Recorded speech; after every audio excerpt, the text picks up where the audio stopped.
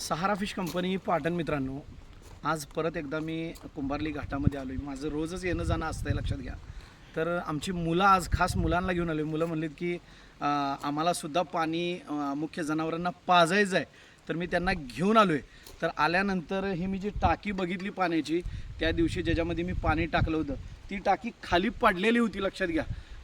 टाकली होती का पडली होती मला माहीत नाही, पण लक्षात घ्या जे कोण बघेल त्यांनी टाकी फक्त वर ठेवायची आणि त्याच्यामध्ये पाणी स्वच्छ पाणी टाकायचं आहे.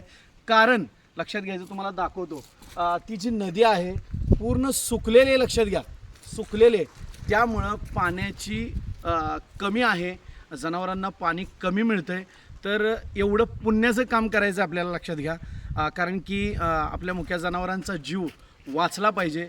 तर मित्रांनो, हा व्हिडिओ तुम्हाला जर चांगला वाटला असेल तर नक्की कमेंट्समध्ये सांगायचं आहे, लाईक करा, फॉलो नक्की करा.